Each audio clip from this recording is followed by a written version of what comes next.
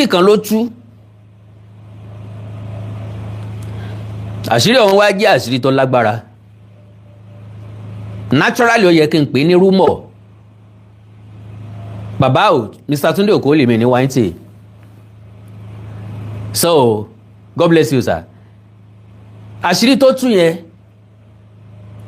mi ò lè gbà pé bẹ́ẹ̀ kọ́ lórí. Torí normal ground mo máa sọ wípé allegedly tàbí ká sọ wípé rumor. Ṣùgbọ́n Yorùbá ní tí ò ṣe rí àìpó tún dé. Ntọ́ bá ti ń ṣe èèyàn lemọ́lemọ́, ó ti di routine. Bàbá wa Aláàfin àná, Ọba Lámídì Adéyẹmí, ẹ má gbàgbé o, mo ṣèlérí kan o wípé ọ̀rọ̀ tí ó tàbùkù Aláàfin Ọ̀wọ̀ Adé, Àkàndọ̀rọ̀ Awíkonko ò ní sọ. Ọ̀rọ̀ tí ó tàbùkù gbogbo Ọ̀yọ́ generally, Àkàndọ̀rọ̀ Awíkonko ò ní sọ. Ọ̀rọ̀ tí ó tàbùkù àpèrè Aláàfin, Àkàndọ̀rọ̀ Awíkonko ò ní sọ. Ṣùgbọ́n yìí ò túmọ̀ sí pé a ní sọ̀tàn tàbí ká rí nǹkan ká má lè sọ. No, eléyìí ò lè mọ́ wáyé. So because àwọn èèyàn mọ̀ mí ní man of my word, tí n bá ti sọ nǹkan ní tí màá ṣe ni mo sọ yẹn. So now Kennedy tó fi rí bẹ́ẹ̀ ni wípé bàbá wa Aláàfin àná gbìyànjú díẹ̀ láti lé Ọọ̀ni tí Ilé Ifẹ̀ kúrò ní position bí tó wà. I can say that categorically. Ń pé wọ́n gbìyànjú láti lé Ọọ̀ni tí Ilé Ifẹ̀ kúrò ní position bí tó wà. Àkọ́kọ́ pẹ̀lú ìgbésẹ̀ tó wáyé nígbà tí bàbá wa Adésọjí Adérẹ̀mí tí wọ́n wàjà, tí Aláàfin àná bẹ̀rẹ̀ sí ní appeal sáwọn gómìnà tó ń jẹ ní Ọ̀yọ́ state kan sọ àwọn di permanent chairman fún pàdé ìgbìmọ̀ lọ́balọ́ba, tí Bọ́lá Ìgè fi sọ fún wọn wípé kò ṣeé ṣe. Ọjọ́ tí wọ́n fòye Ọọ̀ni Oko Adésíjú Adéjọba, ọjọ́ náà ni wọ́n declare as permanent chairman fún ìgbìmọ̀ lọ́balọ́ba. So now gbogbo àwọn nǹkan tó ṣẹlẹ̀ lẹ́yìn ẹ̀ gbogbo alamọ̀. Ńgbà tí wọ́n dá pínlẹ̀ Ọ̀ṣun lẹ̀ tó kò pínlẹ̀ Ọ̀yọ́ nìkan, láàrin àwọn ọba mẹ́ta tán láwọn máa rotate, wàhálà tún dé. Gbogbo alamọ̀ eléyìí tó ṣẹlẹ̀ lẹ́nu lọ́lọ́ yìí lórí ọ̀rọ̀ rotation. So ọ̀rọ̀ rotation yẹn kì í ṣe wàhálà Aláàfin Ọ̀wọ̀ Adé rárá o. Ẹjá sọ tọ̀rọ̀ fúnra wa, kì í ṣe wàhálà Aláàfin Ọ̀wọ̀ Adé. Ẹ rí i pé mo ṣètò ńgbà kan pé Aláàfin Ọ̀wọ̀ Adé ò ń ṣe oníjàngbọ̀n, ṣùgbọ́n àwọn mọ́gbàmọ́gbà Ọ̀yọ́ ni òfọ́ba nísìnmi. N tó ti wà létò àtìlànà ni pé báláàfin bá ti jẹ o, bó ṣe yẹ káláàfin orí leléyìí. Lóòótọ́ nìkan ti yí padà, lóòótọ́ la ń gbìyànjú láti correct ara wa, pọ́pọ̀lọpọ̀ nǹkan ló ti yí padà. Ṣùgbọ́n n tí wọ́n ń pè ní adití tí ọ̀dẹ̀ di tí wá látinú ìyá ẹ̀, tétí ẹ tó jẹ́ pé nǹkan kan ló ṣẹlẹ̀ tétí ẹ fi di. Bóyá ìró àdó olóró ló wáyé o, gbáwù bóyá ro ìbọn ló di létí, gbáwù bóyá ṣẹlẹ̀ ìjàmbá kan ló ṣẹlẹ̀, gbáwù lẹ́ẹ̀kan náà bóyá lé lówó. N tó ṣẹlẹ̀ ńgbà náà nìkan náà ni ó mọ̀ ràn mọ́nu. So àwọn agbọ́mọ̀gbọ́tán ìtàn, àgbọ̀ọ̀gbọ́tán ìtàn táwọn èèyàn kan gbọ́, òun náà làwọn náà ń gbépò yẹnu káàkiri. So ọ̀pọ̀lọpọ̀ ìgbésẹ̀ ní bàbá Aláàfin àná ti gbé kí wọ́n lè lé Ọọ̀ni tí Ilé Ifẹ̀ kúrò ní position yẹn. Ṣé gbàgbé ìgbà tí bàbá wa Aláàfin Ọ̀wọ̀ Adé dé, èmi Àkàndọ̀rọ̀ Awíkonko sọ wípé position tó Ọọ̀ni wà ló wà lọ́kàn wọn. Reality ni, kì í ṣe pé Aláàfin Ọ̀wọ̀ Adé ni kíní yẹn wà lọ́kàn ẹ̀ bẹ́ẹ̀. Bó ṣe wà lọ́kàn Ọ̀yọ́, bó ṣe wà nínú ètò àtìlànà wọn nìyẹn, bí wọ́n ṣe fọkàn sí pé ẹ kó rí nìyẹn. Òye dẹ̀ yé mi pé mi àtẹ̀yìn jọ agree pé bí Ọ̀yọ́ ṣe rò nìyẹn. Tí ò bá ń ló jẹ́ kí bàbá ó dé kí wọ́n kọ́kọ́ sọ pé kán lọ rí Sultan. Ń ló jẹ́ kí wọ́n kọ̀rọ̀ amalgamation ó jáde lọ́dọ̀ Sultan. Ń ló jẹ́ kí ọ̀rọ̀ empire ó máa jáde lemọ́lemọ́. Reason and purpose nìyẹn. Ń ló jẹ́ káwọn ọmọ Ọ̀yọ́ kan máa condemn ìpàdé ìgbìmọ̀ lọ́balọ́ba ní South. Because wọ́n believe pé Ọọ̀ni náà ló tún spearhead ẹ̀. Ń ló jẹ́ káwọn kan condemn wípé Council of Traditional Rulers lórílẹ̀‐èdè Nàìjíríà pé kò ní mínì, kò ní iṣẹ́ kankan tó ń ṣe, ló jẹ́ kán condemn ẹ̀. Why? Torí pé kì í ṣe Aláàfin ni ó ṣolórí. Okay? Now àtẹ̀jáde tí mo wá rí, ọ̀pọ̀lọpọ̀ nínú yín náà ló ti rí, torí pé ọ̀pọ̀lọpọ̀ èèyàn ló send ẹ̀ sí mi. Now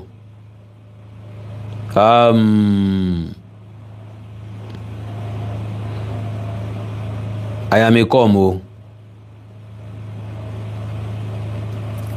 So torí pé ọ̀pọ̀lọpọ̀ èèyàn náà ló sẹ̀ǹdì ẹ̀ sí mi.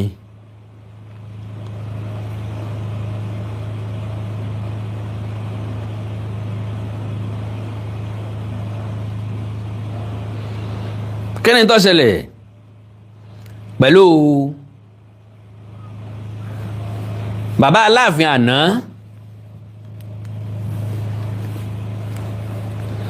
tí wọ́n lọ sọ́dọ̀ vice president ń pé kí vice president ó pawódà táwo ṣe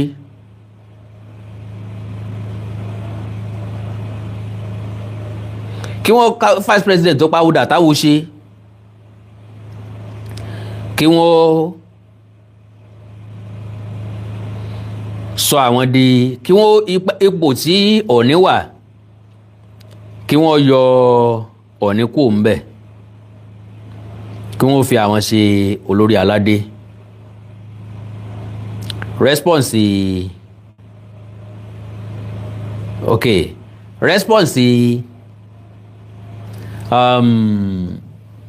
vice president mi mọ̀ bóyá èyí náà bá pàdé. Now oríṣiríṣi àwọn èèyàn ọ̀nà tí wọ́n gbàgbé kalẹ̀ lèmi ò like ká máa gbé gbogbo nǹkan kalẹ̀ lọ́nà ìjà. A lè bára wa sọ̀rọ̀ nítùbínùbí ká pass message across láì búyàn tàbí láì ṣépè fún yàn.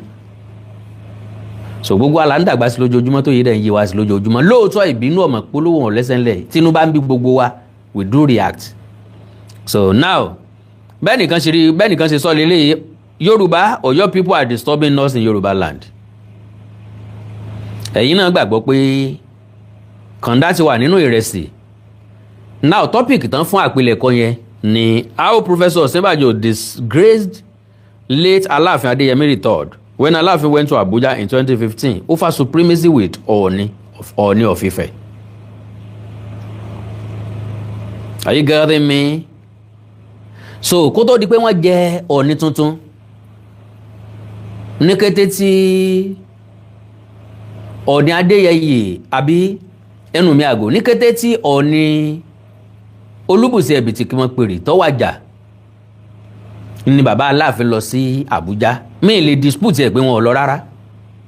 Ẹ mọ̀ kéèyàn gbẹ̀rí èèyàn jẹ́ pé àẹniyàn ò lè ṣe ọ̀pọ̀lọpọ̀ nǹkan tá a ti rí ní gbàgede kò lè jẹ́ ká dispute ẹ̀. Àkọ́kọ́ ṣé lè tí bàbá dismantle lè fẹ̀ níta gbangba la fẹ́ sọ pé kò rí bẹ́ẹ̀ ni. Ẹlẹ́ẹ̀kejì ṣé lè tí bàbá sọ wípé àwọn làwọn yọ Ládọjà kúrò nípò. President sọ pé òun ọmọ tó fẹ́ fi yọ ń sọ pé mọ́ tẹ́ fẹ́ fi yọ àbí àwọ̀ fún yín tẹ́ fi yọ àti bẹ́ẹ̀ bẹ́ẹ̀ lọ. Gbogbo eléyìí n tó sọ fún wa ni wípé ẹni tó lọ sójú ogun tó pààyàn 6 ó délé ó sọ fún wípé ojú ogun le o èèyàn 6 mo mú balẹ̀ o irọ́ ni ó pààyàn 6 ó bọ́ sẹ́kùlé ó tẹmọdé 6 pa ó fa àkàsù ẹ̀kọ́ 6 mọ́ra ó san pọ̀npọ̀npọ̀n ẹgbá yóò ta ó nà èèyàn 6 láyò 6 gbé bójú ọ̀bà tó togun lóòótọ́ ojú tó ti lé. So in 2015 Aláàfin Lámídì Adéyẹmí went to Abuja to seek. So like I said kí wọ́n tó jẹ Ọọ̀ni tuntun nìṣẹ̀lẹ̀ yẹn wáyé. Mi ò lè jiyàn rárá, mi ò lè sọ pé kò rí bẹ́ẹ̀ rárá, mi ì dẹ̀ lè sọ pé wọ́n kúùkọ ẹ̀ ni, kò sẹ́ni tó máa kúùkọ ẹ̀. Lóòótọ́ l'Aláàfin máa lọ ń pé ẹjẹ́ àpawòdà táwo ṣe Ọọ̀ni nìkan bá wò ó ńgbà tí wọn ò tí ì jọ ní ẹ jẹ́ kí n take position yẹn.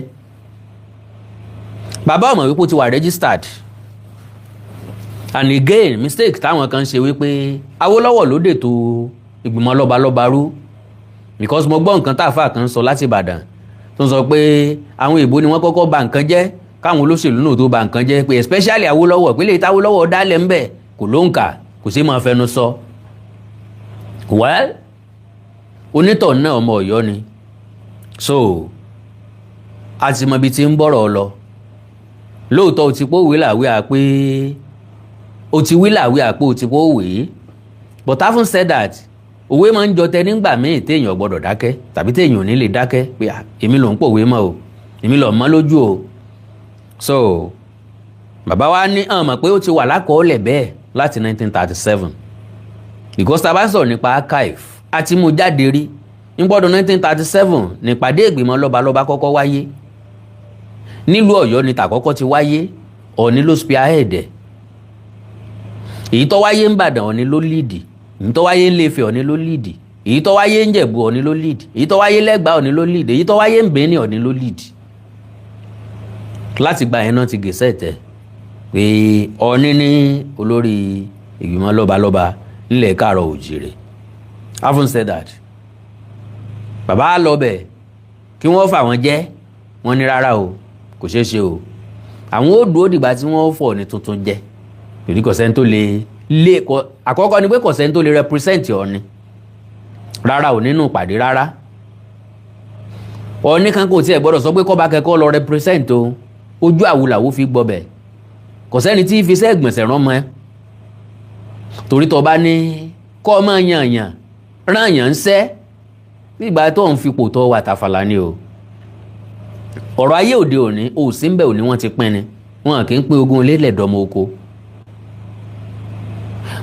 ó wà ń bẹ̀ gan wọ́n ń tójú rẹ̀ yàn ọ́ mẹ́bọ lọ wà ń bẹ̀ gangan wọn ò pín dáadáa ambọ̀sìmọ́sì ìgbà tó bá kúrò ń bẹ̀ tó sí ń bẹ̀ tó rìn jìnnà síbẹ̀ tàbí tó sọ pé kẹ́nìkan lọ bọ́ bójútó kò sẹ́ni tí báyàn bójútó wòsàndèmí ò lè jonísọ̀ Yorùbá wí wòsàndèmí ò lè jonísọ̀ ń ṣe bí ìyá kò ní jọ̀yà ń ṣe bí bàbá ò ní lè dàbí bàbá ńgbà tí èèyàn bá já láìsí tọ́pọ̀lọpọ̀ àwọn èèyàn bá bẹ̀rẹ̀ sí lérí ẹ fi wọn lè má wọ́rì sáwọn ọmọ ẹ̀ máa tọ́jú wọn ń ṣe ìyá fún ẹ ń ṣe bàbá fún ẹ̀rọ ni o ńjọ́ tẹ ti da yẹ̀pẹ̀ lókù lórí tí kálukú ti lọlé ni wọ́n ti máa pé bàbá ẹgbẹ́ máa yọ ọmọ tó bí o so kì í mọ́ gbàsìkò yìí kì í sì mọ́ dání lágara. In 2015 Aláàfin Lamidi Adéyẹmí went to Abuja to seek for a chance of representing the Ọ̀ọ̀ni's official position at the federal level after Ọ̀ọ̀ni Síjúadé demised. On getting there, Adéyẹmí III met the President Buhari and explained his reason for coming.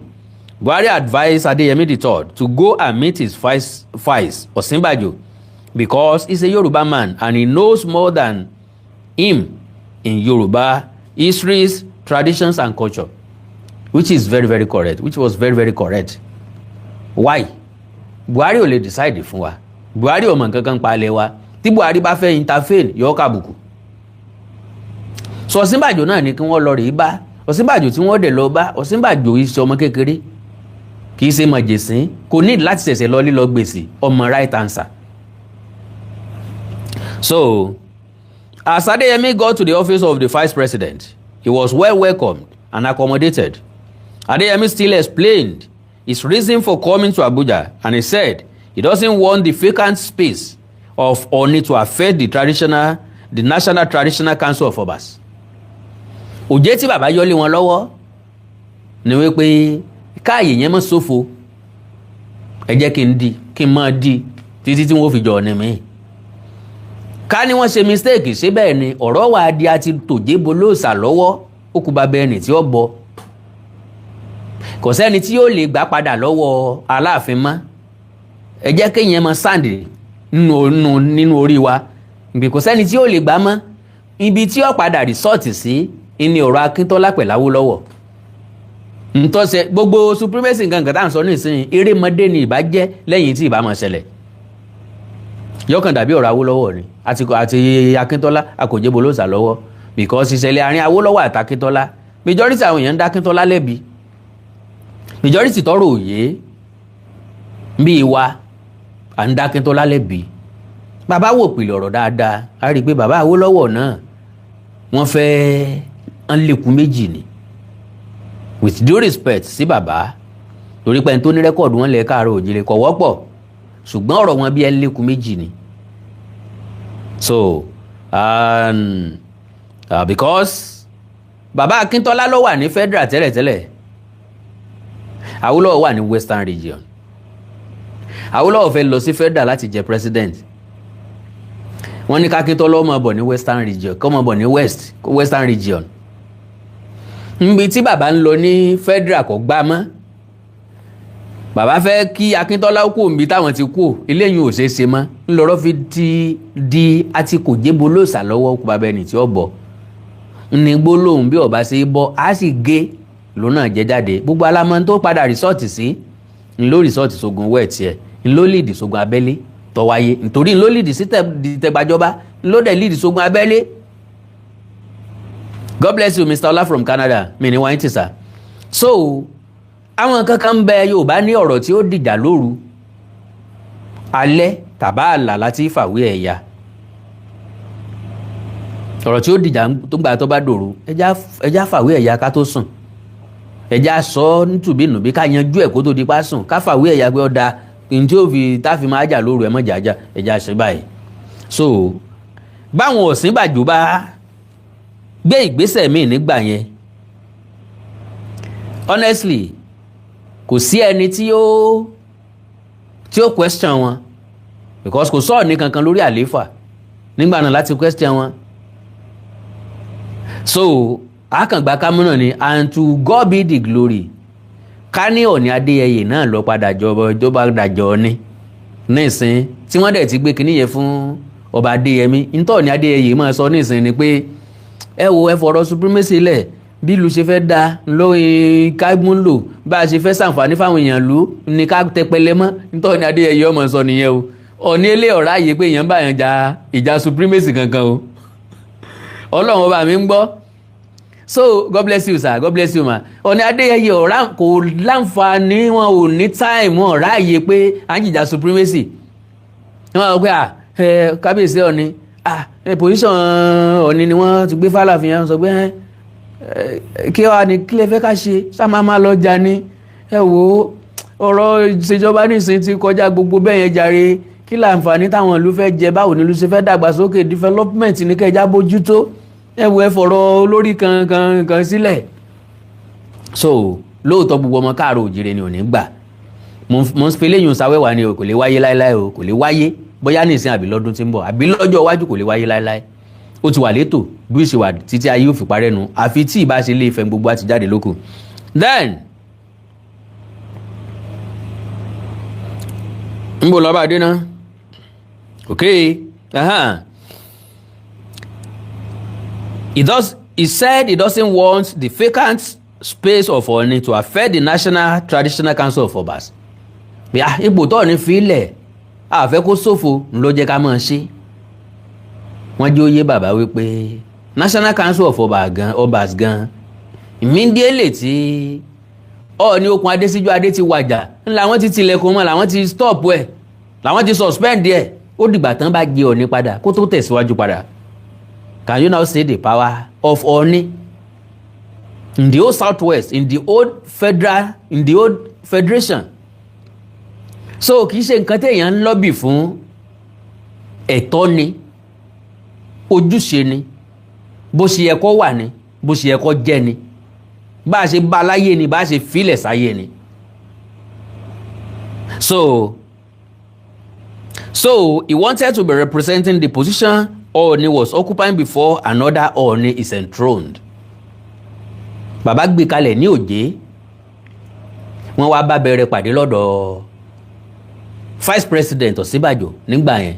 Òjé tí wọ́n yọ́lẹ̀ ni pé kí wọ́n kàn fi jẹ Ọọ̀ni míì ni irọ́ o Òjé láti wọlé ni tí bàbá bá ti wọlé báyìí àti kò jẹ́ bolóòsà lọ́wọ́ ni yóò jẹ o kò dẹ̀ sẹ́ni tí ó gbéná wojú Àtàndá Àrẹ̀mọ Àwẹ̀rọ lówó lódù bí èrè ọmọ àjòwú yọkọ lẹ́nu ó ti rójú olóró sí. Ta ni ó ta bàbá mi láyà? Ta ni ó sọ pé lébi Aláàfin ọ̀pọ̀ máa rí? Bàbá le naturally, bàbá gbọ́n naturally, bàbá lóye naturally, bàbá mọ̀tàn naturally, bàbá dẹ̀ lágbára naturally. Wọ́n dẹ̀ lo gbogbo ẹ̀ to the fullest. Àṣìṣe ẹyọ kan tí bàbá wa ṣe ni pé sísí Júdà sílé Ifẹ̀ àṣìṣe ńlá ni kì í ṣàìṣe téèyàn lè mú jẹ gbé. Lóòótọ́ bàbá ti dàgbà wọ́n dògbó kó tó di pé wọ́n lọ kò dẹ̀ sí nǹkan tí ó ṣẹlẹ̀ sí wọn ṣùgbọ́n gbogbo ẹ̀ ló wà noted. Àwọn èèyàn lè má gbé gbèsè immediately kò túmọ̀ sí pé bóyá gbàgbé tàbá ní gbégbésẹ̀ lé lórí rabọ̀rabọ̀ rẹ̀ lélẹ́yìí tí ń ṣẹlẹ̀ yìí. So Professor Osinbajo told Lamidi Adeyemi, with respect, Professor Osinbajo told His Imperial Majesty Oba Lamidi Adeyemi categorically that the Federal Council of Traditional Rulers has been suspended since the demise of the Obasijo Ade, and that no one could represent or replace the space.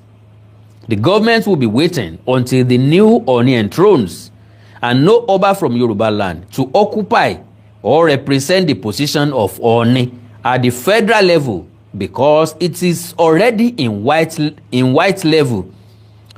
It is already in white gazette since 1937, as documented by the then British Governor General of the Federation, Governor Bernard, and no one will change it.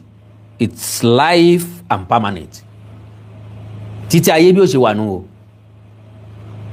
Àjẹmọ́nú ni àjẹwọ̀ ni, kò sẹ́ni tí ó yí padà láíláí tá yóò fi dọ̀run. So now kí n tiẹ̀ tó tẹ̀síwájú rárá, ní security summit táwọn lọ́balọ́ba ṣe, Mr. Wale Ọlá mi ní wáyé tí ń gbà kọ̀ọ̀kan, God bless you sir. So tí àwọn ọba ṣe ní ìpínlẹ̀ Ògùn, gbogbo wa rí bàbá wa Láàfin Ọ̀wọ́adé bọ́n ṣe wọlé ní high table níwájú àwọn ọba tó kù, opposite àwọn ọba tó kù. Olúbàdàn bẹ́ńbẹ̀, Ọ̀ọ̀ni tí Ilé-Ifẹ̀ bẹ́ńbẹ̀. Bàbá Ọ̀wọ́adé wọlé, wọ́n kí Olúbàdàn, wọ́n bọ̀ wọ́n lọ́wọ́, wọ́n bọ̀ Ọ̀ọ̀ni lọ́wọ́, wọ́n dẹ̀ wá jókòó sẹ́gbẹ̀ẹ́ Ọ̀ọ̀ni.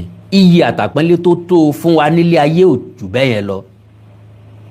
That is what we are expecting from both of them. À ń fẹ́ àjọṣepọ̀ láàrin àwọn méjèèjì. À ń fẹ́ báwọn méjèèjì ó ṣe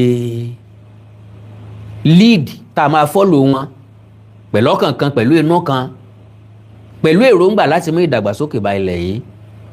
A fẹ́ ìjà àgbà, a fẹ́ supremacy, a fẹ́ èmi jọ ìwọ ojú mi. So correction yẹn lè wáyé kí gbogbo wọ́n gbà kádàrá lẹ́ẹ̀kan náà pé Ilé-Ifẹ̀ lórí ìrun wa, bá a ṣe bá ń lẹ̀nu kò dẹ̀ lè yí padà. Bó bá ti wá jẹ́ Ilé-Ifẹ̀ lórí ìrun wa, ẹnikẹ́ni tó bá ti wà lórí àpèrè Oòduà, onítọ̀ náà ni bàbá wa, irrespective ọjọ́ orí ẹ̀. Nígbà tí màá sọ̀rọ̀ ní ìsìn, mo ní bàbá wa Aláàfin Ọ̀wọ́adé.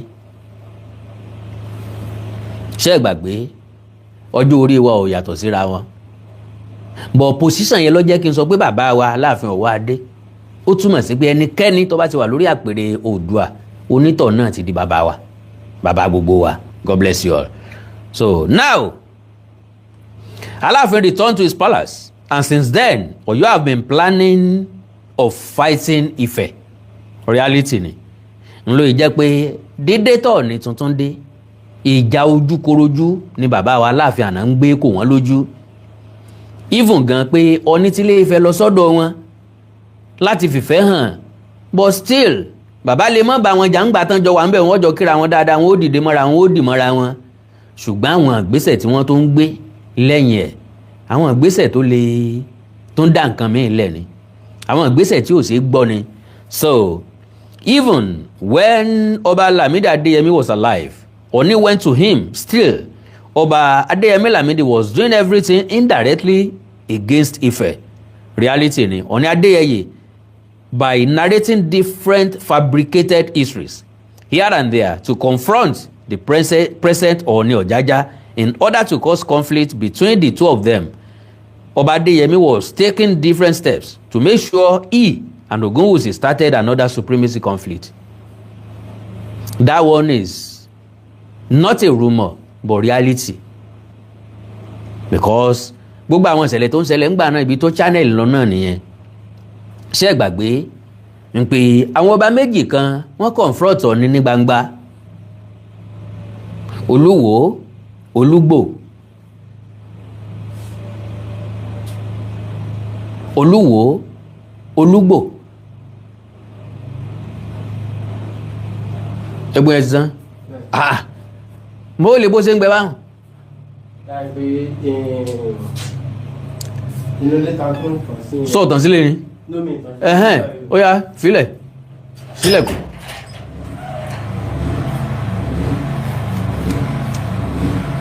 Epo nílò. So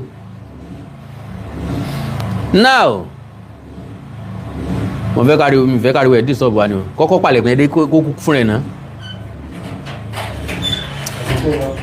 So filẹ̀ o ti fẹ́ pọ̀ rẹ́dì. O lè fẹ́ lọ pa. So now torí àtẹ́gùn. So àwọn ìrìn àjò tí mo wá ní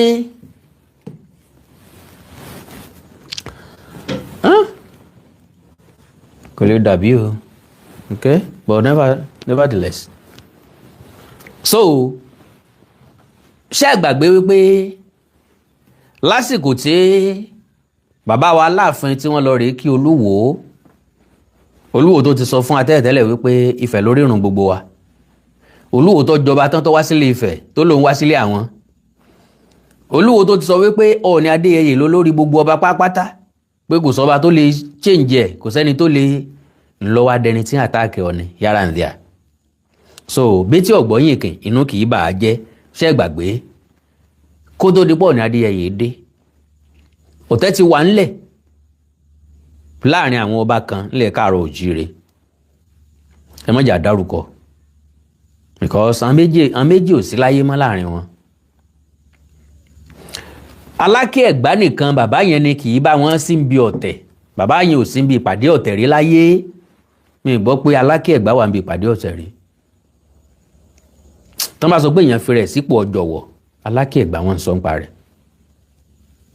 Ayan sì dán kú ni, bàbá yẹn ó dán kú ni, yóò dàgbàdògbò yóò dán kú. àbàwọn elébele ò ní kàn wọ́n. Ẹ lè sọ̀rọ̀ pé àwọn ọba kan ṣèpàdé ọ̀tẹ̀ kan gangan kẹwàá borúkọ Aláké Ẹ̀gbá ń bẹ̀. So now okay, ẹ jẹ́ nǹkan tí mò ń kà lọ dílẹ̀. Ọba Adéyẹmí made step to send his people from Ọ̀yọ́ to Ifẹ̀ in Modakeke to give crown to the then new king, Ọba Toriola, but Ọjájá took charge. That was reality. Mo ti sọ́rí. Ní bá sọ pé mo sọ́rí, á jẹ́ pé mo wà ń bẹ̀. Tàkọ́kọ́ gan pé ìṣẹ̀lẹ̀ nìyẹn. So now, Ọba Adéyẹmí III still lobbied with former Ọwọ́ Aromọláran to fight the Ọọ̀ni in Ọ̀ṣun chairmanship of Obas. Ọba Adéyẹmí made sure he confused Olúwo Rasheed not to respect the Ọọ̀ni when he visited Olúwo, and Olúwo later went to Ọ̀yọ́ and he revisited Ọba Adéyẹmí III. That's when Olúwo completely changed against the Ọọ̀ni Adéyẹyè. Aláàfin Adéyẹmí went to Olúgbò in Ondo as well. That's when Olúgbò became another person against the Ọọ̀ni Ògúnwùsì with different fabricated histories against the Ọọ̀ni and Ifẹ̀ throne. And then, nínú ọ̀rọ̀ tí bàbá Olúgbò sọ nígbà náà, tí wọ́n fi ń sọ wípé àwọn làwọn ní Ilé Ifẹ̀, àwọn gangan ló yẹ káwọn àwọn lè jọ ní nǹkan àìdè Ọ̀ṣán gangan Ọba Mákin ló nífẹ̀ẹ́ Ìgbàdógójì, wọ́n wá ń rìfà wá sí Aláàfin pé bàbá Aláàfin sọ fún àwọn páwọn làwọn nífẹ̀ẹ́. Ni mo fi sọ wípé ẹkún ní satọ́kùn fúnkun. Okay. Ọba Adéyẹmí caused problem between the Ọọ̀ni Ẹniìtàn and the immediate past Awùjalẹ̀ Ìjẹ̀bú-Òde until his demise. Bó tiẹ̀ jẹ́ pé Ọọ̀ni lọ sọ́dọ̀ Awùjalẹ̀ náà, gbogbo àwọn tí wọ́n bọ̀tọ́lọ̀ lónìí déédéé, gbogbo wọn náà ti lọ bí àgbáre kí kálukú wọ́n máa ṣe ń tọ́da. Now, some Ọ̀yọ́ indigenous behind all misunderstanding between Aláàfin Ọwọ́adé and Baba Ọ̀nìrìṣà Adéyẹyè Ògúnwùsì Ọ̀jájá kejì olórí aládé gbogbo. Okay, it's a planned work so that the government can rise up and revisit the supremacy history. In tó gbé mi wá gangan nìyẹn. Wípé this can be true. Ngbé bá ṣe gbogbo nǹkan tó ń ṣẹlẹ̀ lórí social media yẹn, àwa kan ló jẹ́ pé naturally ní tí wọ́n ń sọ la fi ń fèsì. Meanwhile ó possible kan plan ẹ̀ lóòótọ́ nígbà tá a bá dàrú dé stage kan president máa wà force láti intervene so that tán bá wá pè wá kalẹ̀ àwọn bá ní kí ló ń fàjà gan wọ́n máa sọ pé irọ́ ọ̀rọ̀ lọ́balọ́ba ni kan gba agbára kúrò lọ́wọ́ ẹnìkan kan má gbàgbára fẹ́nìkan ó ti wáyé rí bẹ́ẹ̀. Nínú ìtàn kan tí mo gbọ́ àbí nínú ìtàn kan tí mi náà ti sọ, bàbá kan ló bímọ ọkùnrin tó pọ̀, ó níyàwó mẹ́ta, náà ìyàwó mẹ́tẹ̀ẹ̀ta dẹ̀ sábíamọ dáadáa, wọ́n dẹ̀ bímọ ọkùnrin, ṣùgbọ́n ẹni tó jákọ́ bí bàbá wọn ìgbésí ayé ẹ fẹ́ jọ ìgbésí ayé tèmi, because nínú ọmọ tí màmá mi bí èmi nìkan ni mo kiri ọjà dáadáa. Yes, èmi nìkan mo kiri ọjà to the stage tí mo fi ní girlfriend. I do say it, ó yẹ kẹ́ mọ̀ pé àkàndọ́ra kòkòrò ní mú kànmọ́kànmí ìdẹ́ ìparọ́. So èmi nìkan ni mo kiri ọjà, mo máa ń kiri ọjà ojú ìtì mi, mo believe pé ọ̀nà tí mo fi lè support mọ́ mi nìyẹn because mo rákìtì yẹn wọn pé o ní àdágbé àdáfọ̀ nìkan ní dàrú tí ń dá sọ. So ọ̀nà wo ni mo fi lè kún lọ́wọ́ nígbà tí ń lówó tí mo fẹ́ fún wọn, mo ní kí n bá wọn kiri ọjà. She always called me ọmọ alájé, ọya wá tá sàsà language mọ́ ìmí nu, ọya sáré wá tá sàsà ọkọ mi, wá tá sàsà so ti jẹun tán sáré wá tá sàsà lọ ọ̀tá o.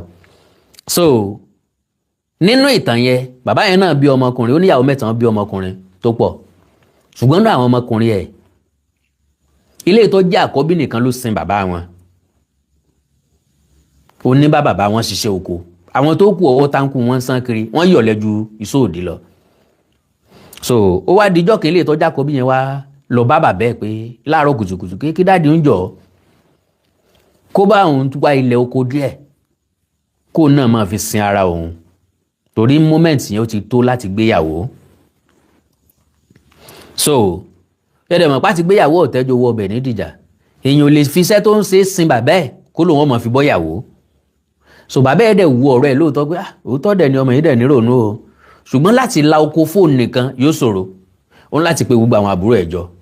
Ẹ̀gbọ́n yín wá sọ́dọ̀ mi o, ó ní kí n lako fóun o, mo wá wò pé gbogbo yín náà ló yẹ kí n la oko fún. Bàbá yẹn wá la oko fún gbogbo wọn. Do you know, èyí àkọ́bí yẹn nìkan náà ló tún bójú tó ko tiẹ̀, ní máa ń lọ sóko lóòrèkóòrè, ó ń sanko, ó ń sọ̀gbìn, irúgbìn ẹ̀ dẹ̀ dáa. Ńgbà tó owó dẹ̀ ti wà lọ́wọ́ ẹ̀ tí irúgbìn rẹ̀ ti dáa, ó fẹ́yàwó, bàbá ẹ̀ fẹ́yàwó fún. Ṣé gbàgbé ńgbà tó ti jọ́ mọ olórogún mẹ́ta, kọ́mọ́ bá dàbí ẹni pé wọ́n fẹ́ràn kan, wọ́n yàn kan pọ̀ sí, wọ́n yàn àwọn kan láàyò. Bàbá wọn fẹ́yàwó fáwọn tó kù náà, ṣùgbọ́n àlà ni ó fòkó ọ̀lẹ́ hàn, wọn ò bójú tó ko, fáàrí làwọn ń ṣe, ire oko ẹ̀gbọ́n wọn jáde dáadáa, orówó tọ́jú ìyàwó, orówó ra nǹkan ìní sílé, ó ń gbégbé ayé tó dáa, ó dá ìyàwó ẹ̀ lóko wò. Báwọn àbúrò rẹ̀ tí wọn ò bójú tó ko wọn bá ṣe dìde ọ̀tẹ̀ nìyẹn, lódì pé wọ́n máa dẹ ìyàwó wọn sí ìyàwó ẹ̀gbọ́n wọn kó máa bá wọn jà, kán máa jọ kán máa bá jà. Nínú ilé bàbá wọn náà wọ́n sì ń gbé. Wọ́n pé láyé àtijọ́ ilé bàbá wa la ti bẹ̀rẹ̀. Èmi fúnra mi ìgbà tí mo máa bí first born nílé dádì mi mo bí sí. That is our culture nílùú òkè. Tá bá bí máa kọ́ bí a sọ pé ilé bàbá wa la ti fẹ́ sọ lórúkọ. That is our own nature. Mi mọ bó ṣe rí ńlẹ̀ bò mí o, kí n má sọ wípé gbogbo wa bó ṣe rí lọ́dọ̀ gbogbo wa nìyẹn. Bò bá wa ṣe nìyẹn, bí mi ṣe ṣe nìyẹn. I will never lie for any reason. Kí n wá package ara mi, no, I don't package. I will always say the real, the fact, the truth. So inú ilé bàbá wọn sì ń gbé, àwọn yẹn máa dẹ ìyàwó wọn sí ìyàwó ẹ̀gbọ́n wọn. Bó bá gbé gbá wọn á ní ó gbé dáadáa, bó gbá o wọn á ní ó gbé dáadáa, bó pọn mi wọn á ló gbé dàálẹ̀, bó gbálẹ̀ wọn á ní kò gbá mọ́, bó gbálẹ̀ wọn á ní ó kó sẹ́gbẹ́ kan ó kò tì. Bàbá wọn láti invite wọn kí wọ́n wá, ló ń fàjánù ilé òun ò fẹ́ gbogbo eléyìí o. Ó pè wọ́n láàárọ̀ kùtù kó tọ́pọ̀ àwọn ìyá wọn náà. Ṣé mọ̀ pé gbogbo àwọn ọmọ yìí ni wọ́n ti rojọ́ fún ìyá wọn. Nígbà tí bàbá wọn sọ pé kí ló dé, kí ló fàjà láàrin wọn, èsì táwọn ọmọ yẹn fọ̀ ni wípé kí bàbá àwọn gba oko. It's like that in Yoruba land generally, God bless you sir, because àwọn èèyàn kan lè sọ pé kì í ṣe bẹ́ẹ̀ lọ́dọ̀ tàwọn. Nígbà tí bàbá wa béèrè pé kí ni tí ń fàjà láàrin yín lójoojúmọ́ gan, tẹ́ẹ̀lì parí ẹ̀. Èsì tí ìkànnì wọn máa fọ̀ ni wípé bóyá kí bàbá àwọn ó gba oko tó là fún àwọn, torí pé ìfẹ́ àtìrẹ́pọ̀ làwọn fi ń gbé tẹ́lẹ̀tẹ́lẹ̀. Ìmídèrè tí bàbá àwọn la oko fún àwọn, nìjà ṣẹ̀ṣẹ̀ bẹ̀rẹ̀ sí ṣẹlẹ̀ láàrin àwọn. Bàbá wọn wojú ẹ̀gbọ́n wọn, bàbá wọn mọ̀ pé pàdé ọ̀tẹ̀ ni, ṣùgbọ́n kò lè gbẹnu wọn sọ̀rọ̀. Ìwọ Àdìó, ọ̀rọ̀ làwọn àbúrò rẹ̀ sọ kalẹ̀ yìí, kí lórí sí kò sọ nǹkan kan. So ńgbà ó dijọ́ kejì, lọ́jọ́ yẹn náà ni bàbá wọn sọ pé ọ̀dà náà o, gbogbo yín o, ẹ má débi oko tí mo là fún yín mọ́ o, bẹ́ẹ̀ bá fẹ́ dáko kó pọ̀ sókè rajà. So now bàbá ti sọ bẹ́ẹ̀, ó wá dàárọ̀ ọjọ́ kejì, Àdìó tí mò ń sọ̀rọ̀ rẹ̀, òun bá lọ sọ́dọ̀ bàbá wọn, ó jí lọ sọ́dọ̀ bàbá wọn pé bàbá wọn, ẹ dákun, ọ̀rọ̀ táwọn sọ lánàá ṣé ibi tá a sọ sínú lẹ́fẹ́ fi sí ni? Bàbá ẹni bí ojú ẹ̀ làwọn àbúrò rẹ̀ ṣe ń sọ, ó jiyàn gbà náà, bí mo fi sí náà mo fi sí múra. Bó o lè ṣe wá fẹ́ kémi ó sọ̀rọ̀ mi sí? Òwe tí bàbá rẹ̀ pa fún gbà náà ni pé bí bàbá rẹ̀ bá mú gbó, ìwọ náà mú gbòòrò. Bí láò bá ṣe é gbé, èèyàn máa gbé lálà. Bàbá dé kẹ òkèrè a kì í wá ohun oko tì. Ìyẹn ló mú ọkùnrin òun láti kúrò nínú ilé wọn, òun lọ́kọ́kọ́ tó jáde lọ sẹ́yìn òdì. Orí tí ọba dire yóò padà sọrí náà ni at the end of the day, torí pé wọ́n dìde ọ̀tẹ̀ mọ́. So ibi tí mò ń lọ náà ni pé ìtàn yẹn fara pẹ́tọ̀ ní Adéyẹyẹ ní Tògúnwùsì. Oríṣiríṣi àwọn èèyàn náà dìde ọ̀tẹ̀ mọ́, oríṣiríṣi àwọn ọba ni wọ́n dìde ọ̀tẹ̀ mọ́, torí ọ̀tẹ̀ tí wọ́n dì pẹ̀lú Ọọ̀ni àná kò dẹ̀ sí tí wọ́n dìde ọ̀tẹ̀ tí wọ́n ń pègbọ̀n ọ̀tẹ̀ lé lórí ju pòsíṣàn tó Ọọ̀ni àná náà wà lọ, pòsíṣàn táwọn Ọọ̀ni máa ń wà lọ, because wọ́n rí gẹ́gẹ́ bí pòsíṣàn ọlá dẹ̀ ni. Tí nǹkan bá ṣẹlẹ̀ lórílẹ̀‐èdè Nàìjíríà, wọ́n bá ti pe sọ́tàn wọn ó pọ̀ ni, wọ́n bá ti pọ̀ ni wọ́n pe sọ́tàn. So kò dẹ̀ sẹ́ni tí nǹkan rí òwú, orí adẹ́tù ń pè tí àrán, orí adáràn ń pè tí ọba, ṣùgbọ́n orí ló tá lásán bá ròkun. Orí ládé, orí lóyè, orí lọ́ba. Ọlọ́run ọba mi ní tó, bó bá ṣe tó kádàrá ẹ̀dá lẹ̀dá ó gbà. So ọ̀gbẹ́ni Àdìó ó padà lọ sílùú mi, ó padà sóríire ń bẹ̀, àwọn àbúrò rẹ̀ padà wá sìn náà ni. So ẹ má bínú o pé mo fìtàn gba àkókò yín o, ntọ́ bá jọ ńlá fi wéhun ni o, epo ẹ̀pà lọ́jọ́ pósẹ̀ lérí, ọwọ́ alábàáwọn ju àrán ọ̀pẹ, ẹnu màdó jẹnu rà, ẹnu kẹ́kẹ́ jọ tẹja, ọjọ́ra wọn ló jẹ́ kí n fi wéra wọn. Mo sì nígbàgbọ́ pé bẹ́yìn tẹ́ jẹ́gbọ́n mi, ẹ̀yin bàbá àti màmá mi ò bá rí nǹkan kan kọ́ ń bẹ̀, tàbí tẹ́ rí nǹkan kan píìkì ń bẹ̀, mo mọ̀ pé mi ò lè ṣàìrí ní bí àwọn àbúrò kan tàbí méjì táwọn ó rí nǹkan kan tàbí méjì píìkì ń bẹ̀. God bless you. So n tí mo fẹ́ mú jáde ń bẹ̀ ò ní pé ó rọrùn lóòótọ́ kí wọ́n plan ẹ̀, pé bí ó bá dàrú kì í ṣe é tò. Àsìngbà tá a bá dàrú gudugudugudugudugudugudu lára rísìn tèmi fi shift back nìyẹn. Ká má morúkọ mi mọ́. Lóòótọ́ gbogbo nǹkan táwọn èèyàn tí ń jáde látọ̀yọ́ tí wọ́n ń sọ, gbogbo ẹni mò ń compile o. Wọn ò stop, everyday ni wọ́n ń jáde, ṣùgbọ́n mò ń compile ẹ̀jọ́. Ó possible kó jẹ́ gbà tán bá tún dákẹ́, lèmi ò tún sọ pé kò sáàyè àti dákẹ́ mọ́. Nígbà náà ẹ̀ ní lè pè mí lálásejù mọ́, tó dẹ̀ máa testify sí pé no bọ̀bọ́ ẹ̀ dẹ̀ wá try o, ó dẹ̀ wá ní sùúrù o. Bá a ṣe ń sọ pé wọn ò rán wọn, lẹ gbọ́dọ̀ máa sọ pé kò sẹ́ni tó rán èmi náà nígbà náà. Because gbogbo gbólóhùn wí pé wọ́n sanwó fáwí kónkó ni, everybody ti mọ̀ pé kì í ṣe iṣẹ́ owó báyìí. Torí tó bá jẹ́ sí owó kò yẹ kí n stop, mo sá gbọ́dọ̀ iṣẹ́ owó tí n bá gbà. So a sọ pé wọ́n rán wọn ni, ẹnìkan kò ní lè sọ pé wọ́n rán èmi náà. So àwọn tí wọ́n ń persuade mi kí wọ́n gbìyànjú láti persuade àwọn náà. So that is my point. So mo wá reason pẹ̀lú nǹkan tẹ́ni sọ, ó ní it's a plan work so that the government can rise up and revisit the supremacy history, but it is not easy for them to claim the supremacy through the history of the dead Oyo Empire. Hence, some of the Oyo people laid emphasis on the history of the dead Oyo Empire, whereas Atiba didn't establish this Oyo Atiba as an empire. It is merely Agodo Oyo that later led to Oyo Atiba, and later the name Atiba was removed to be called Oyo town. One cannot and should never compare Ife throne of thousands of years to a throne that was established in the 19th century, 1837. The throne of Ife is true throne of Oranfe, Obatala, and Owaleriola Udidi, alias Odudua. The supremacy was not created by Awolowo, as some of Oyo allege, and the usage of Oni as a title can be traced to some of the titles used by Odudua and later adopted by what already ordained by Osangangan Obamakin as the Onile, the owner of the land, which is abbreviated as Oni, and later stick to it by the Onelajodogun, the son of Oromia, who streamlined the royal houses to cover the lineages of the three dynasties, which are Oranfe, Obatala, and Odudua dynasties. So, nbi tá ń lọ náà ni wípé lóòótọ́ làwọn èèyàn kan lè plan ẹ̀ ẹni tó gbé mi wá gangan nìyẹn o pé ó possible lóòótọ́ kan ro mathematics wọn papọ̀